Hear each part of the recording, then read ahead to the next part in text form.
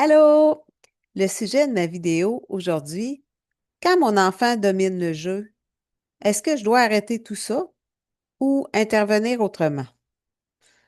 Votre enfant, il a à peu près 5 ou 6 ans. Il prend toujours le contrôle du jeu. Il va même jusqu'à menacer son petit frère ou sa petite sœur de plus jouer avec lui s'il l'écoute pas. Puis là, c'est là que tu te demandes, est-ce que je dois arrêter le jeu? Comment je dois intervenir? Est-ce que je risque de mal intervenir si je décide de faire une intervention?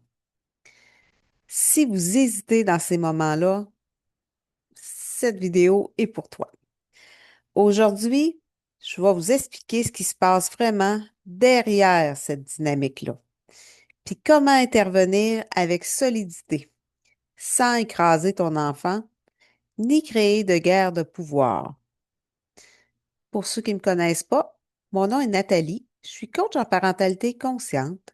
Je suis éducatrice à l'enfance et maman de 2 grands-enfants.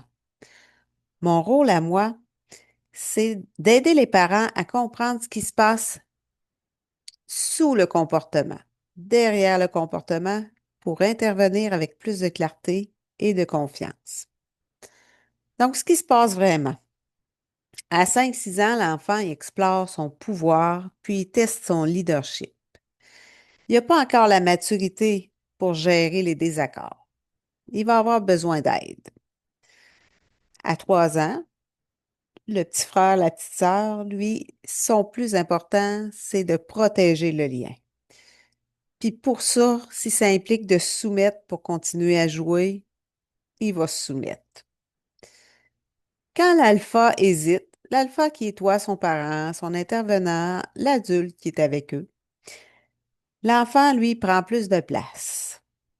Ma mère me disait, je te donne un pouce, tu prends un pied. Elle avait raison, hein? L'enfant, il fait pas ça par méchanceté, par contre.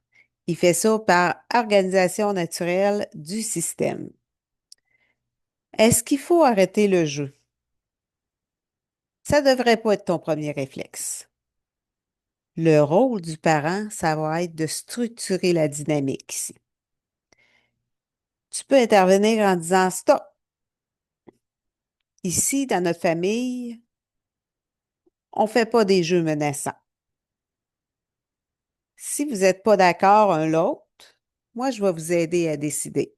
On va faire les compromis. Vous asseyez avec eux, puis on fait ça là, bien friendly, là. On fait ça de façon positive. Si les enfants ne sont pas d'accord, ben là, vous allez les aider à décider. Est-ce qu'on arrête le jeu ou vous prenez une décision, là, les trois ensemble? Si le jeu n'est pas agréable pour tout le monde, on s'entend qu'on met une pause, là. Si ça marche vraiment pas, bon, on arrête cela. On passe à un autre jeu, puis on y reviendra plus tard, quand les enfants seront plus disponibles.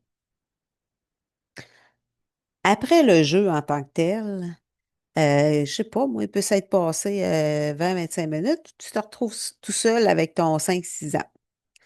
L'enfant est en zone verte, en belle zone d'apprentissage. On jase, et là, on fait un retour avec l'enfant.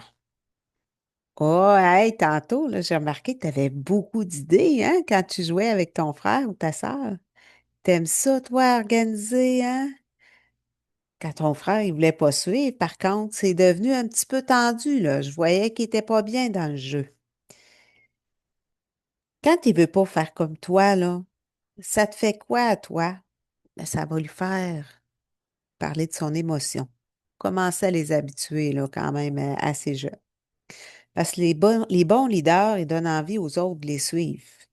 Alors, dans vos mots, vous pouvez commencer à lui faire comprendre à votre enfant. Vous allez aussi vous retrouver avec votre 3 ans, 3-4 ans euh, dans le courant des minutes qui suivent. Vous allez être tout seul avec lui et vous allez faire un retour différent avec cet enfant-là. Il y a 3 ans, puis c'était comme lui qui s'est senti obligé. On peut lui mentionner, si tu n'as pas envie de jouer, Tu peux me regarder ou venir me chercher pour que je vienne t'aider. Je suis là, moi, je suis là pour vous autres. T'es pas obligé de dire oui pour jouer. À 3 ans, on arrête ça là. On ne vient pas plus que ça sur la situation. Les enfants, ils n'ont pas besoin d'un parent parfait. Les enfants, ils ont besoin d'un parent qui est clair. Ils ont besoin d'un cadre clair. Le flou, quand le le parent est comme je sais pas trop, je sais pas trop, c'est flou, ben l'enfant, lui, il se sent insécure. Puis ça peut le désorganiser. En résumé, un enfant qui domine le jeu, il explore son pouvoir. Ça fait partie du développement, c'est normal. Notre rôle à nous, les adultes, c'est de les encadrer. On encadre ce pouvoir-là, puis c'est nous, les adultes, qui restons les leaders du système. OK? On est le grand cadre, puis l'enfant, dans son petit cadre, il continue d'être leader, mais il y a quand même, là, il reste à l'intérieur de quelque chose. Puis c'est toi, l'adulte encadrant, qui est là pour faire en sorte que ça se passe bien. J'aimerais ça que vous observiez cette semaine, vous, les parents, les intervenants. Est-ce que vous hésitez à intervenir par peur de mal faire les choses? Qu'est-ce qui se passe quand vous osez mettre un cadre clair? Est-ce que vous avez l'impression que les enfants, ils se sentent mieux, ils se sentent sécurisés ou vous avez droit à des crises de l'opposition? Comment ça se passe avec vous?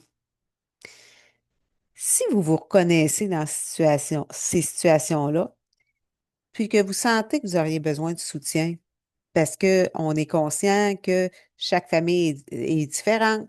Les milieux familiaux, ils ont chacun leur dynamique. Vous avez chacun vos exemples d'événements. Si vous avez le goût de venir me rencontrer, je vous invite à prendre rendez-vous. Ça va me faire plaisir de vous outiller, de vous donner des pistes pour ajuster vos postures en tant que parent, pour